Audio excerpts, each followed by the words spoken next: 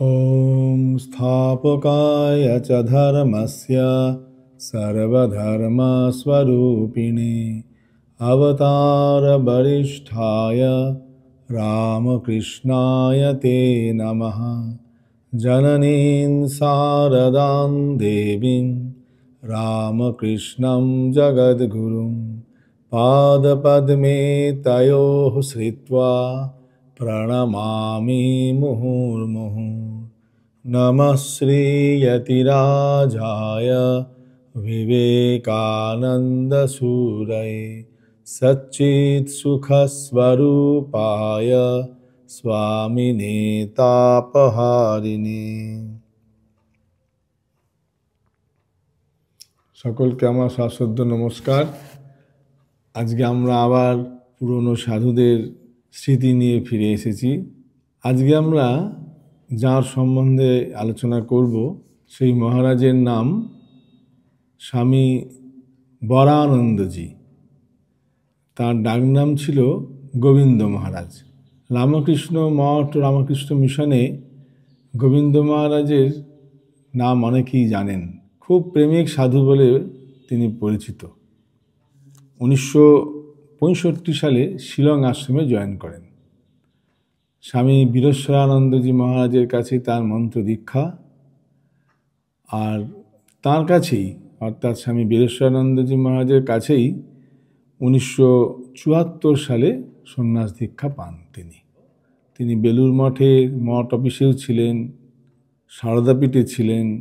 বেশ কিছু বছর তিনি তার গুরু শ্রীমৎ স্বামী বীরেশ্বরানন্দজি মহারাজের সেবাও করেছেন।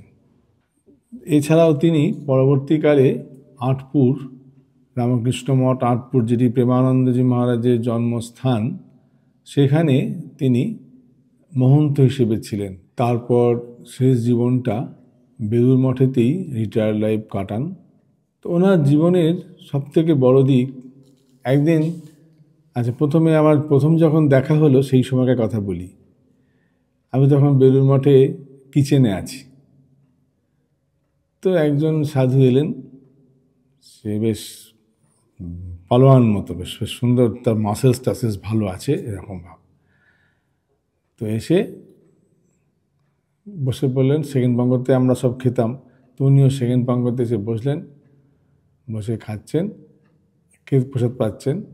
তা সেখানে আমাদের একজন ছিলেন ভলেন্টিয়ার মতন, তিনিও থাকতেন, খুব বয়স্ক, তার নাম সুবোধবাবু। তা সুবোধবাবুকে নিয়ে সবাই মজা করত। বয়স্ক মানুষ তিনি, আমাদের আগে প্রথম দিকে মঠের বাজার টাজার করতেন।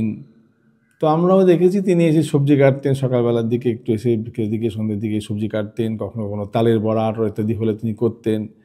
এসব কাজের সঙ্গে যুক্ত ছিলেন। তা ওর সঙ্গে অনেকেই মজা করত। তো ওই গোবিন্দ মহারাজ এসে সুবোধবাবু খাচ্ছেন, প্রসাদ পাচ্ছেন, অল্প কয়েকজন সাধু আছে।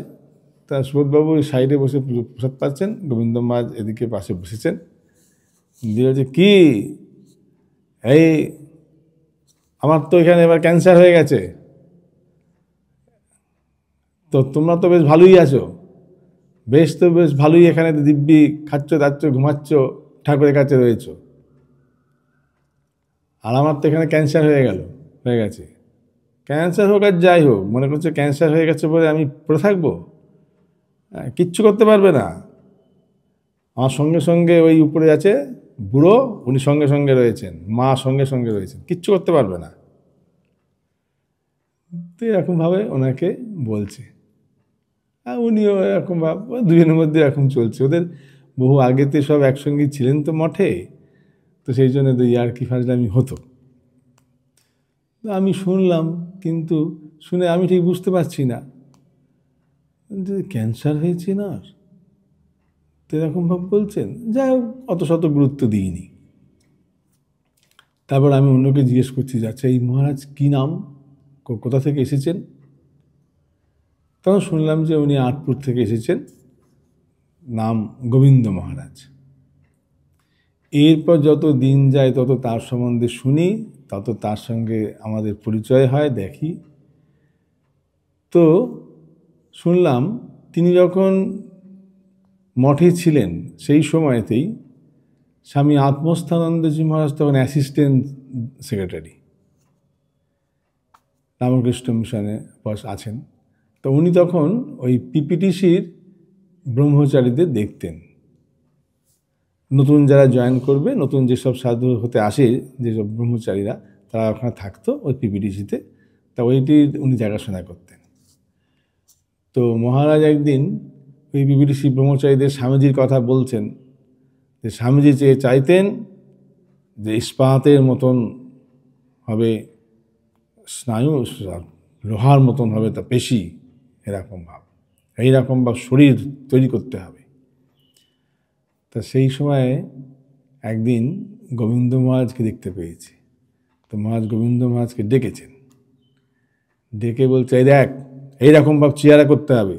তো গোবিন্দ মহারাজের সেই সময় খুব পালোয়ান মতন চেহারা ছিল, বেশ মাসেলস, এখানে মাসেলস সুন্দর ছিল। তো তখন এই গোবিন্দ তুই দেখাতো একটু কিরকম ভাব, তোর গায়ের জোর দেখাতো। একটু লজ্জা পেয়ে গেছেন মহারাজ, আমি এখানে কী করবো, না না। তারপর এই জানলার এই রডটাকে দেখাতো। তো খানিকটা উনি না করছিলেন, দেখা নাকি দেখা পারবি না, হ্যাঁ তুই পারবি, দেখ কর বলে এরকমভাবে বলেছেন। তো গোবিন্দ মহারাজ ওই জানলার রডটাকে ধরে এরম করে ধরে পুরো বেঁকিয়ে দিলেন। আর সব ব্রহ্মচারীরা হাঁ করে দেখছে, ওরে বাবা এত ক্ষমতা, এই সোজা কর, তুই বেঁকে রেখে দিবি, এরকম সোজা কর, শিখি সোজা কর।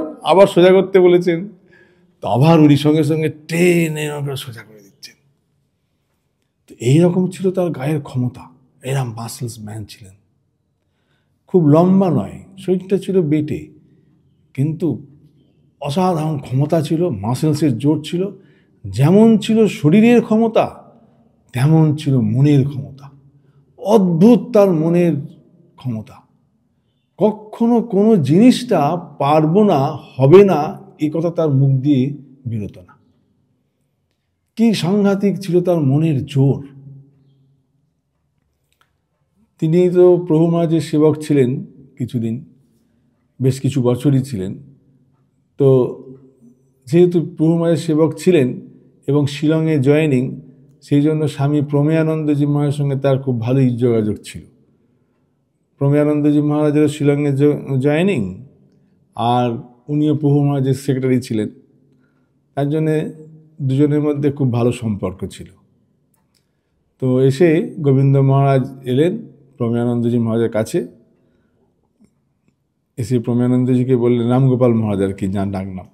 তো মহারাজকে বলছেন যে মহারাজ আঁটপুরে যেতে হবে, আপনাকে আঁটপুরে যেতেই হবে, কিন্তু যখন বলবে না তার আগে এসেই প্রথমে সাষ্টাঙ্গ প্রণাম, একবারে সাষ্টাঙ্গ সুন্দর করে প্রণাম করে একবারে খুব ভক্তি ভরে প্রণাম টনাম করার পর যে মহারাজ আমাদের আঁটপুরে আপনাকে যেতে হবে, আপনি কবে যেতে পারবেন, যাবেন, ডেটটা বলুন। আর ওদের মধ্যে একটু এরকমভাবে খুব কাছেজন, তো একটু ইয়ার্কি ফাজলামি হতো।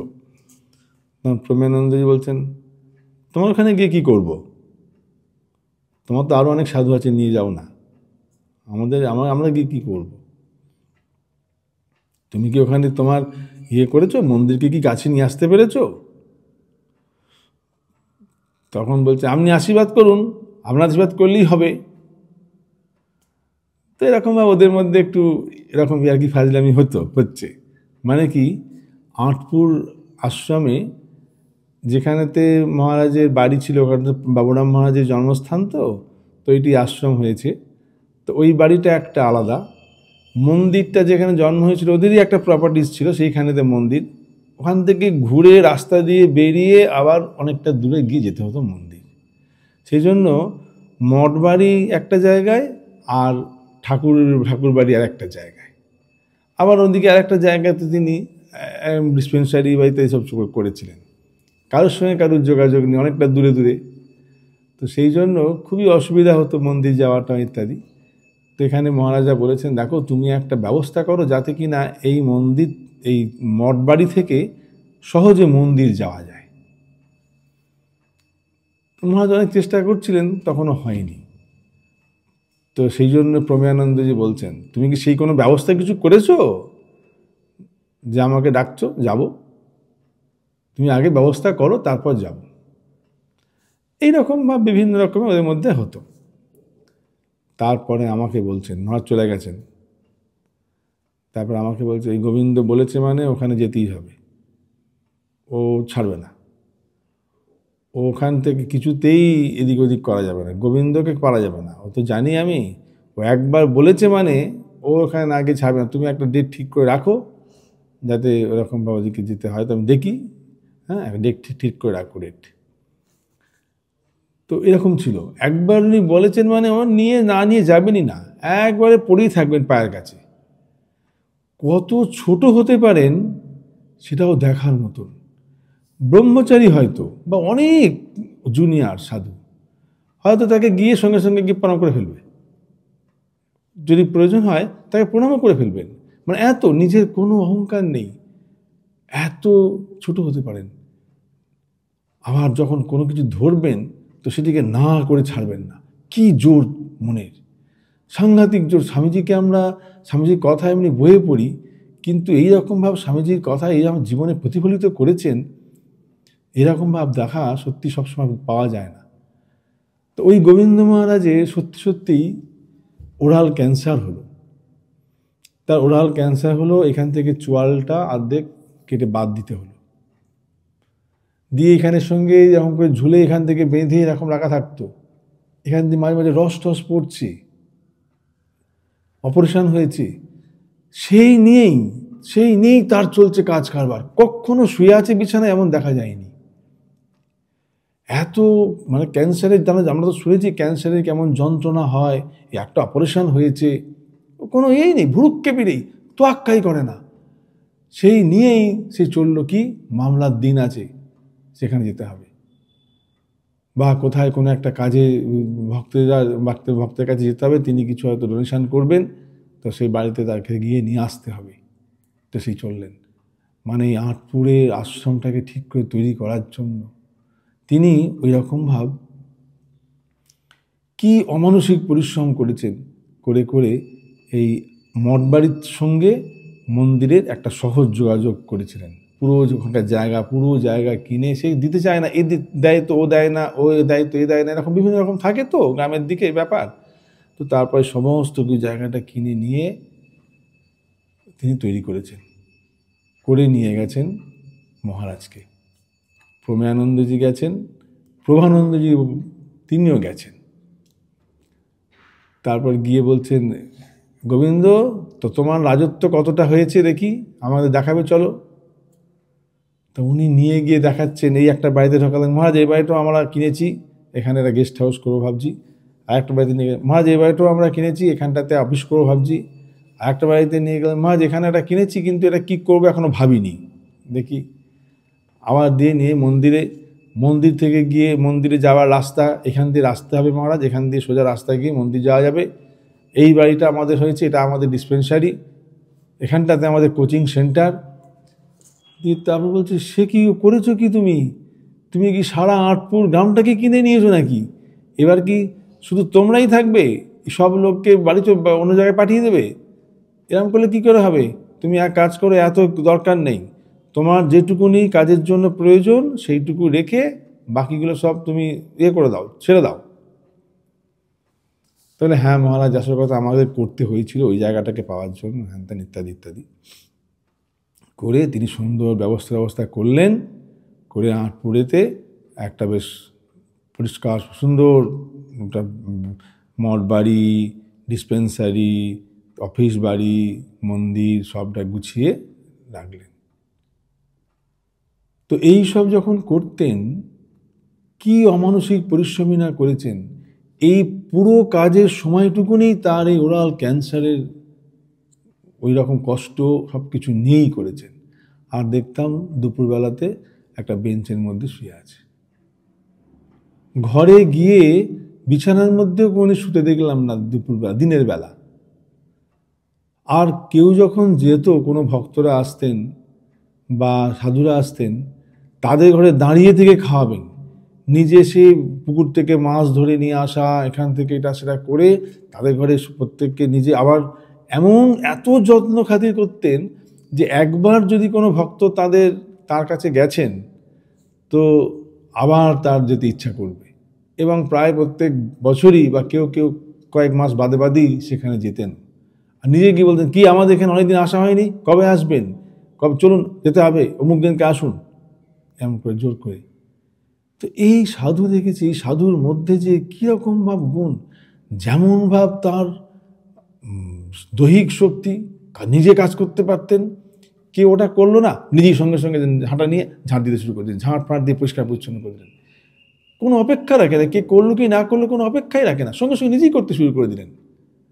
যেমন তার শারীরিক পরিশ্রম করতে পারতেন, তেমন মানসিক পরিশ্রম করতে পারতেন। মনের জোর অস্বাভাবিক ছিল, মনের জোর।